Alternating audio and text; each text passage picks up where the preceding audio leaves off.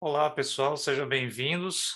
Meu nome é Henri Simon, eu estou aqui juntamente com a professora Mayra Gutierrez para a gente fazer uma explanação bem geral a respeito do trabalho do Bourriot, né? E vamos ver se a gente consegue aqui, né, estar realizando essa análise, essa leitura, que vai fazer parte aí do rol de alguns vídeos do nosso grupo de pesquisa do IART. Eu sou Henri Simon, né, em respeito à questão da acessibilidade, eu sou uma pessoa branca, estou usando camisa cinza de botão, ah, uso óculos, né, preto, ah, e totalmente, né, totalmente calvo. E vamos, né, juntamente aqui com a professora Mayra, né, vou começar a fazer a nossa... Boa tarde a todos. Vou me apresentar também agora, que o Henrique se apresentou, né? Aí, fazendo a descrição dele, também vou. Eu sou a professora Maíra Gutierrez, faço parte do IASH. O IASH é o grupo de pesquisa da UES, faz parte do programa de pós-graduação da UES. Estamos aqui no nosso encontro do dia 16/9 de 2021. E eu sou uma pessoa branca, estou usando, meu cabelo é um pouco grisalho, mas ele está preso, com um rabo de cavalo. Eu estou usando fone de ouvido, uma echarpe bem colorida e um pouquinho de batom. Então, obrigada, boa tarde. Vamos começar com a apresentação do Henry sobre o Bourriot. Obrigado, Mayra. Vamos lá tentar começar a fazer a nossa explanação e vamos aqui compartilhar uma tela. Vamos começar a fazer esse compartilhamento de tela. Quero que você dê só um OK para saber se está aparecendo tudo. Está aparecendo em tamanho grande? Ok. OK? Então Ok. vamos lá. Essa primeira parte, pessoal, nós vamos começar pelo capítulo 6, mas de antemão eu já digo para vocês que é interessante nós termos uma leitura, né, do Bourriot desde o início da obra dele, que é a Estética Relacional, né? Eu convido todas e todos, né, a estarem, né, observando, né, fazendo as leituras, as análises, né, com relação ao livro, né, dos primeiros capítulos, que também fica mais fácil também de fazer todo o entendimento, né, dessa obra dele. Então, da gente começar, né, falar um pouquinho, né, do Nicolas Bourriot, né, é um professor, curador, né, ensaísta, crítico de arte, né, ele fez, né, trabalhos importantíssimos, né, na década de 90, né, e a grande parte desses trabalhos é relacionada a essa questão da estética, né? E ele inaugura aí um conceito, né, que é usado até hoje pela gente na arte, não somente na arte, mas também na arte educação e outras, né, linhas de pesquisa mais transversais, né, a respeito da questão da estética relacional. Então, para a gente tentar entender um pouco, né, para a gente começar, para uma política, né, das formas que é relativa ao capítulo 6, né, antes tínhamos, né, que levantar os olhos para o ícone que materializava a presença divina sobre uma forma de imagem. O que nos mostra hoje, né, na contemporaneidade? A arte moderna modificou essa relação ao permitir múltiplos olhares, né, simultâneos. E a propósito desse espaço, né, que envolve o espectador, né, o meio ou ambiente construído, Eric Tronci, no caso, ele vai falar, né, num efeito all-around, né, em posição all-over, que se aplica somente às superfícies planas. Então, só para a gente, né, entender um pouco o que significa esse all-around e esse all-over, né? O all-around ele se baseia muito na perspectiva que, né, você tem uma obra de arte e essa obra de arte ela faz parte de um contexto, né, geral. Ele tem múltiplas relações, né, múltiplos olhares, múltiplas análises. Do que o all-over, né? No caso, seria uma obra de arte ou uma peça, né, qualquer, seja ela uma fotografia, seja ela uma escultura, uma xilogravura, etc. e tal. E o all-over seria aquela, né, a arte em si, olhar apenas, né, para a arte como se o objeto, né, tivesse uma materialidade nele mesmo, que ele falasse por si mesmo. que é exatamente o oposto desse all-round, não é? Que essa obra de arte ela faz sim uma relação, não é? Com o contexto, ela faz relação com outras pessoas, ela faz parte também, não é? De um contexto relacionado ao próprio meio onde ela se encontra, né? Pode estar inserida numa sala de aula, ou no museu, ou na rua, né? Independentemente qual espaço que ele se encontre. Para a gente, né, tentar observar isso logo no primeiro, né, relativo a essa questão do levantar os olhos, né, nós observamos, por exemplo, aqui uma figura, né, uma obra, uma pintura do Rafael Sanzio, né, que é a Virgem Maria do Menino Jesus, e esse olhar que a gente, né, observa, né, esse olhar mais atento, né, ele vislumbra a obra de arte, né, como algo divino. E é exatamente nessa perspectiva, né, que o Borrioli vai fazer uma análise onde, por exemplo, quando nós observamos uma obra, né, do Tiravanja, né, você vai, por exemplo, né, observar que a obra, né, do Tiravanja é uma obra da qual ela incita, né, vários olhares, várias formas de olhar, né? Então, quer dizer, essa obra, né, é, específica desse autor que vocês estão vendo aí em tela, ele obedece muito à ótica do all-round, né? Quer dizer, é a obra, né, com um significado dentro de um espaço, né, múltiplos olhares, né, que também perpassa, né, pelos contextos econômico, político, social, etc. Quer dizer, é um contexto bem mais ampliado. A imagem é um momento que é uma outra, né, perspectiva também do próprio livro, né, ele vai dizer que uma representação é apenas um momento M do real, né? Toda imagem é um momento, assim como qualquer ponto no espaço, é uma lembrança de um tempo X, bem como reflexo de um espaço Y. Essa temporalidade é parada, ou pelo contrário, né, produz potencialidades, o que uma imagem não contém, né, que não contém nenhum futuro, nenhuma possibilidade de vida, senão uma imagem morta. Essa perspectiva, por exemplo, do momento M do real, né, ele vai expressar exatamente esse momento da imagem. E não é um momento, né, apenas questão cronológica, tá? É um tempo que também vai ser levado a questão o tempo, o espaço, o contexto social, né? E tantas outras questões transversais, né, a essa perspectiva da totalidade da vida social. Como exercício, né, por exemplo, né, eu venho trazer essa minha fotografia. Foi uma fotografia tirada em 2017, aí no caso nós temos uma questão temporal, né, uma cronológica, e essa fotografia ela foi tirada em São João del Rei, né, numa das avenidas principais de São João del Rei. E se, por exemplo, nós colocássemos, né, essa foto em um instante, com certeza você que está observando essa foto, você vai ter milhares de percepções a respeito dessa foto. Você pode até imaginar, essa foto foi tirada numa rua de Nova York, essa foto foi tirada numa rua na África do Sul, né? Enfim, que contexto social, que país, né? Em que bairro, por exemplo, essa foto foi tirada, quer dizer, você tem uma múltipla, né? Um múltiplo olhar a respeito, né? Desse momento. E como ele diz, a imagem é esse momento. Essa imagem, no caso que eu tirei, né, em 2017, ela, para mim, ela tem um contexto, né? Específico para aquele momento, para aquela cidade, para aquele, né? Digamos, eu tirei essa foto 7 horas da manhã. Né? Para muitos, né, pode até significar, mas é um horário qualquer. Mas aí, quando eu faço a relação comigo, com o meu contexto, 7 horas da manhã eu estava indo tomar o café da manhã. Então, essa perspectiva aqui, né, vai valer também, né, quando, por exemplo, será que eles tomaram o café da manhã essa hora também? Né? Ou ainda estão buscando o café da manhã? Aí são questões, né, que vão ser colocadas, né, para a gente começar a fazer as reflexões. O que mostram os artistas é um outro elemento, né, também que faz parte lá do contexto do livro do Borriot. Ele vai dizer o seguinte: a arte tem por finalidade reduzir a parte mecânica em nós. ela almeja destruir todo o acordo a priorístico sobre o percebido.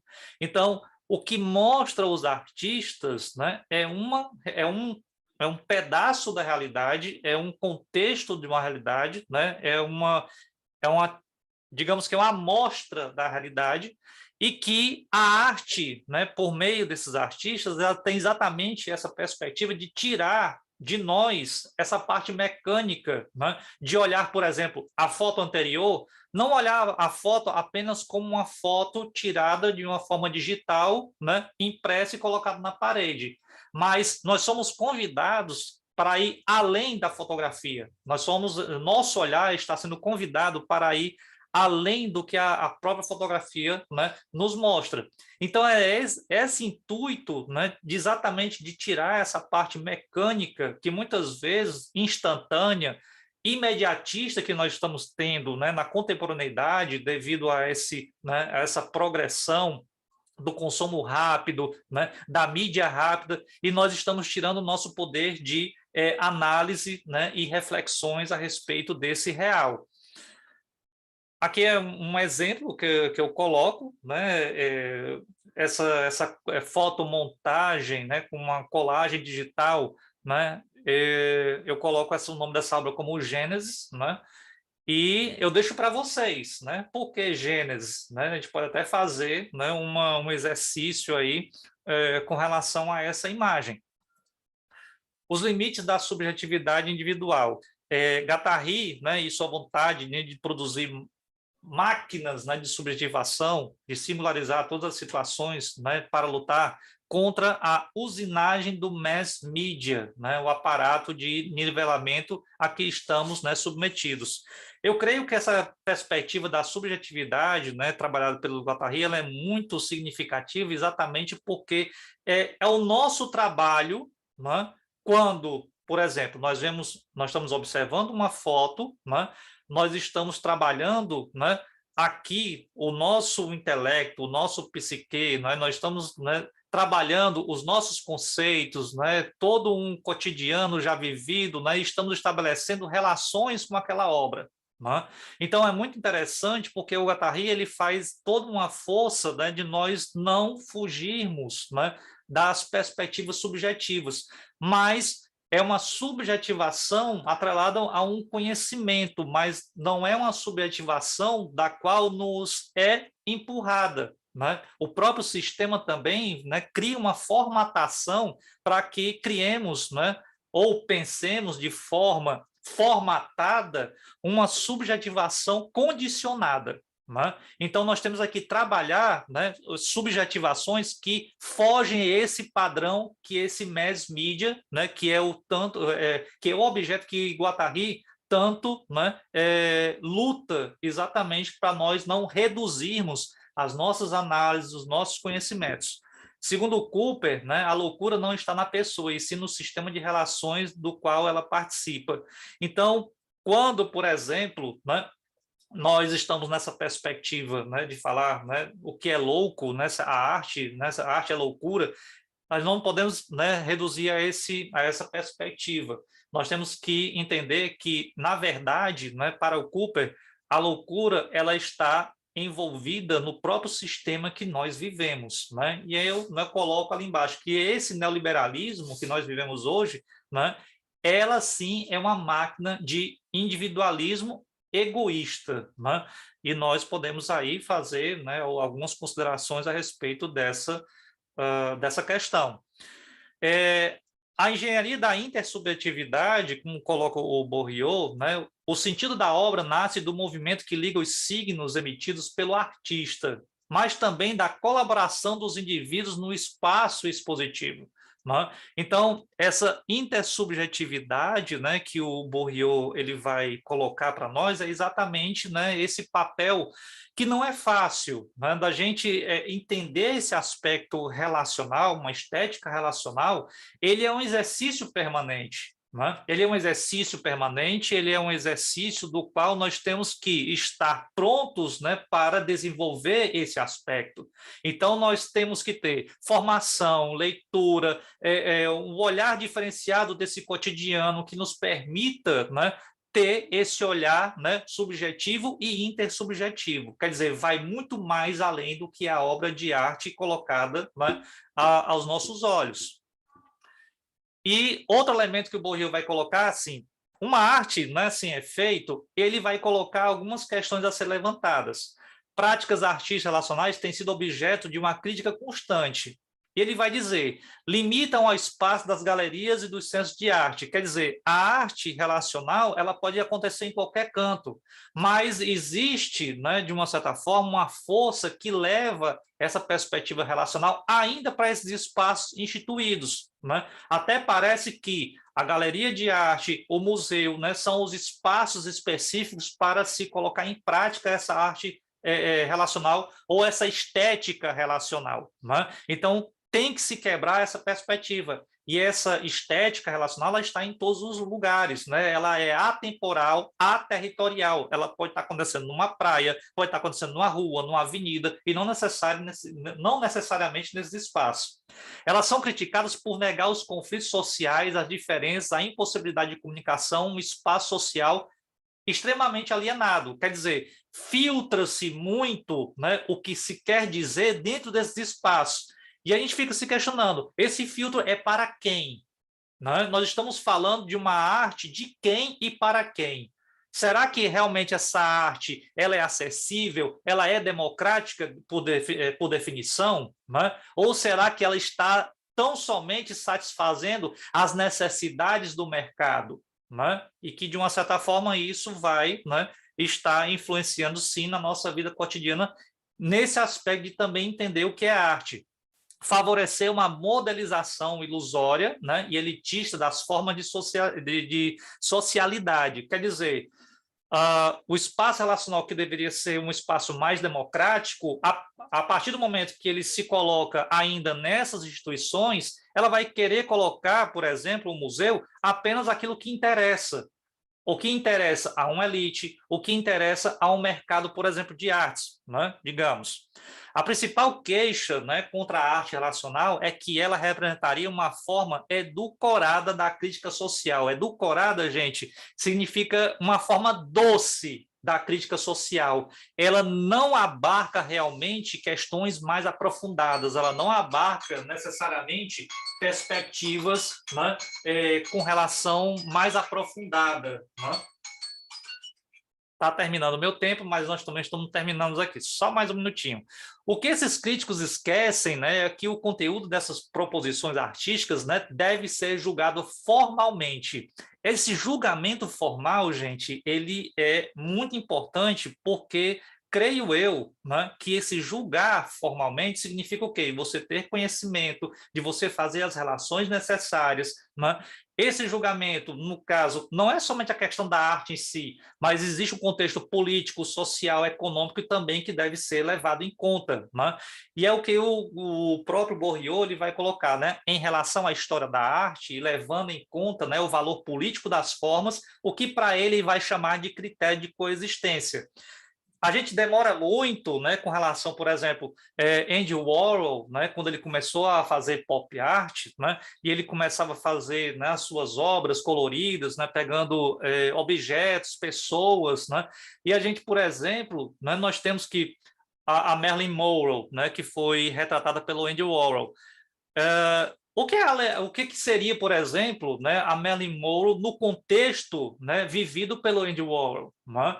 É a padronização da beleza, né, que ele coloca, ele faz uma crítica à padronização da beleza, né? A figura, né, da mulher loira, branca, uma crítica, né, que seria um padrão americano que está sendo criado, né?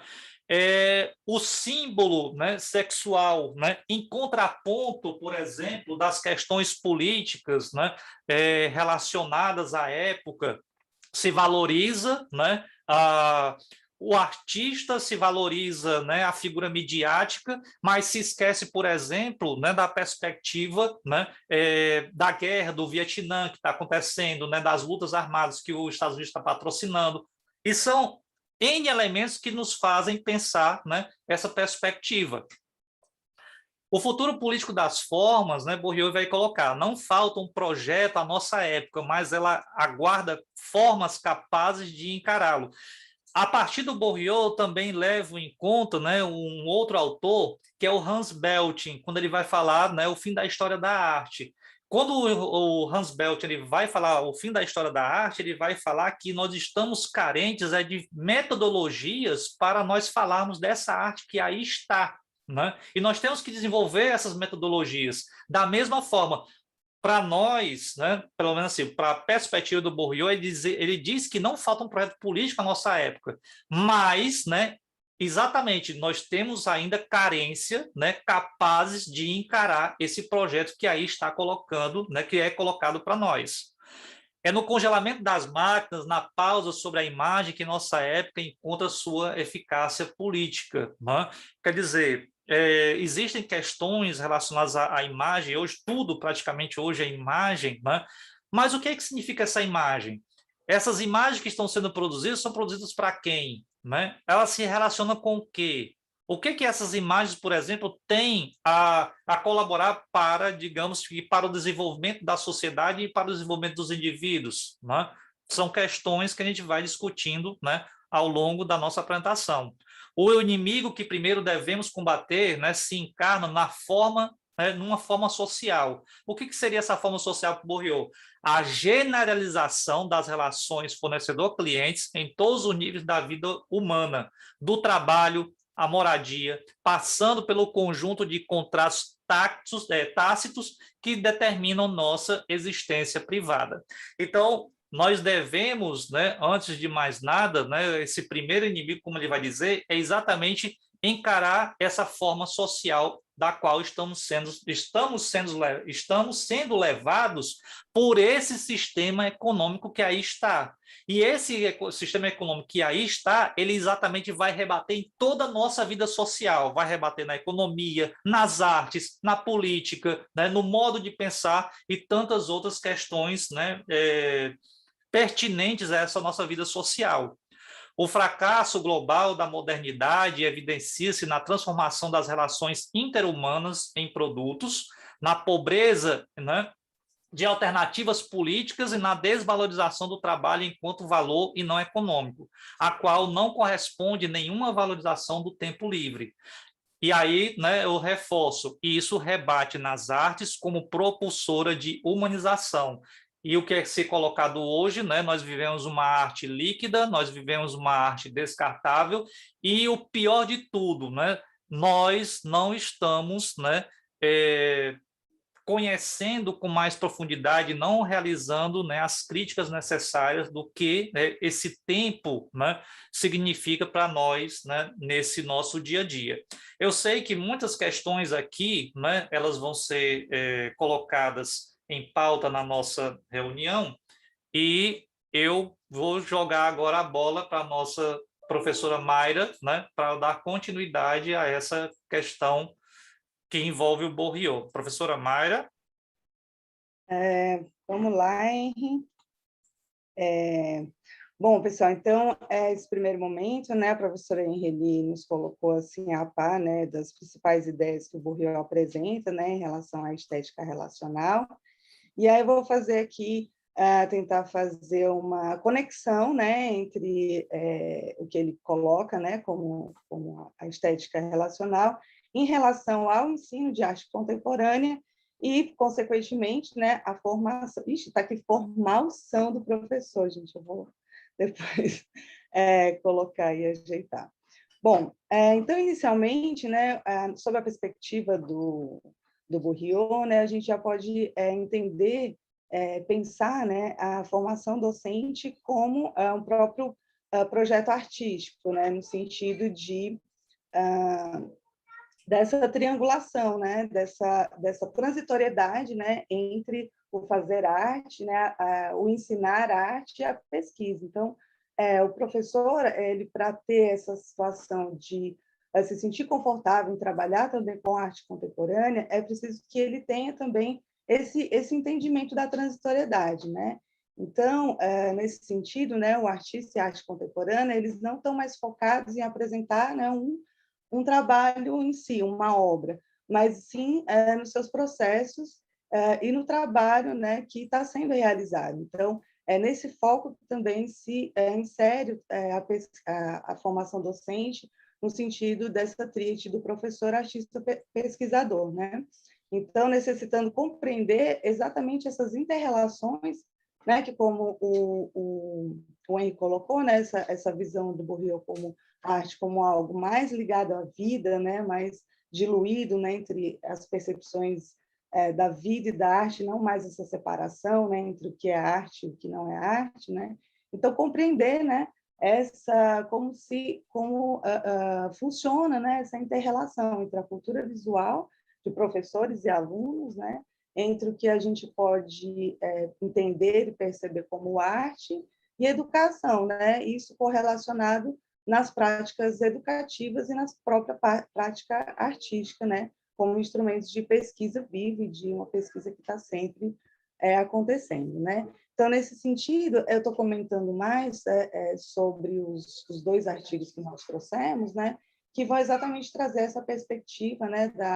Da estética relacional para esse ambiente, né, da formação, no caso da formação em artes visuais, que se constitui aí nesses estudos da cultura visual e da arte relacional, dentro dessa construção de conhecimento na universidade, não só para professores de artes visuais, na verdade, para os professores que trabalham, né, com arte em qualquer campo, né?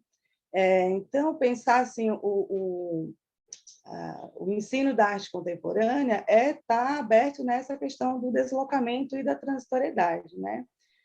Estou trazendo algumas imagens, né, que são relacionadas a alguns trabalhos que eu já pude realizar, né, no espaço da escola, e trabalhos que procuraram mexer um pouco, né, com a relação, né, que os alunos têm com o espaço da escola, né? No caso, aí foi pintado um degrau e foi feito um piano. Então, tudo isso mexeu com aquele cotidiano daquele aluno que vai para a escola. Então, a arte não é mais aquele PowerPoint que a professora apresenta, ou aquele livro onde tem uma foto, ou assim aquela referência de museu que ele vai ter, assim, que uma vez ele vai poder visitar ou não, infelizmente, né? Mas a gente está trabalhando para que isso seja modificado, mas trazer, né, essa questão da arte mesmo para a vida, né? Olha, é um projeto artístico, mas a gente está pintando aqui o chão, mas é aula de arte, então é mexer, né, com fazer essa provocação, né? Eu acho que é aí que a gente consegue trazer um pouco esse pensamento, né, do Bourriot para a prática mesmo, né? Então, nesse sentido, né, que a gente tem que buscar, né, dar voz aí aos nossos alunos através, né, das produções artísticas. Aqui também são outros exemplos, né, em que, por exemplo, se a gente observar, né, as imagens, né, o que os alunos estão se colocando, né, estão se expressando, né? Então, aqui a partir esse foi um trabalho com bordado, né? Então, trazer assim, o bordado, mas o bordado da minha avó, o bordado da minha avó é arte, né? Então, tudo isso, esse trabalho, né, de trazer essa vida, esse cotidiano, para ser discutido no ambiente de arte. Não, é arte sim, é um trabalho manual, um trabalho que tem toda uma cultura. E aí isso começa a ser discutido. Então, esse aluno ele vai sentindo essa sua cultura valorizada, os seus pequenos conhecimentos, né? E trazendo e compartilhando e expressando nesse espaço importantíssimo que é o ensino de arte na escola, seja, né, em qual grau for, né? Bom, eu acho que eu passei um slide corrido. Não, tá certo. E aí, nesse sentido, né, que o Henri também trouxe um pouco sobre a questão da imagem, né, da fotografia, da imagem em si, né, do mundo imagem que a gente vive, né? Então, pensar assim nesse ensino de arte dentro dessa estética relacional, eu acho que é muito mais compreender as formas de olhar e muito mais no sentido do aprender a olhar, né, do que o aprender a tirar uma foto, né? Até porque isso hoje é muito acessível, muito fácil, né? Então, buscar deslocar, né, esse movimento da fotografia instantânea do celular para o movimento de uma fotografia de escolha, de observação, de recorte, né, da realidade existente. Então, no caso, aí são algumas proposições, né, que eu trabalhei assim ao longo, né, da minha vida docente como professora de arte. Uma arte, por exemplo, você pegar um pedaço de papel, uma cartolina, qualquer um pode fazer, aí no IAS pode até ficar uma proposta de atividade, você faz um recorte e, a partir daquele recorte, você pode observar, enfim, observar melhor, né? Focar o seu olhar e fazer você refletir sobre pequenas coisas do seu cotidiano, né? E também explorando outras questões, né? Que tanto uma arte tecnológica também, que aqui foi um trabalho feito com celular, mas buscando uma outra estética, né? A estética aqui mais do movimento, a estética aqui um pouco mais abstrata, e, ao mesmo tempo, trabalhando com essa visão do olhar da construção da imagem, né? Como a gente pode trabalhar com a câmera obscura, no caso aqui é uma oficina de câmera escura, né? Aquela que a gente faz com papelão e tal, e aí você começa a ver que você pode trabalhar, né, o olhar, a fotografia, sem necessariamente você estar ali fazendo a foto da forma como a gente conhece, né? Então, são alguns caminhos, né, percorridos, né, que em busca exatamente dessa formação do olhar, né, que possa levar a esse se entender, né? E como o Bourriot coloca, até trazendo o Guattari para a discussão, né, a produção da singularidade, né?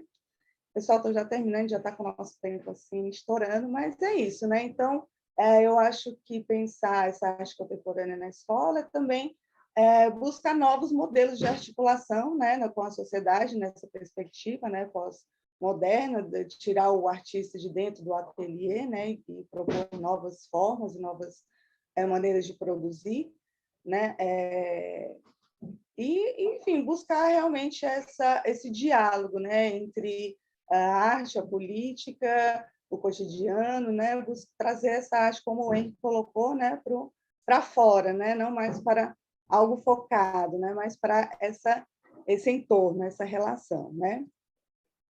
Bom, eu vou aqui dar uma concluída também, que esse é o meu último slide, né?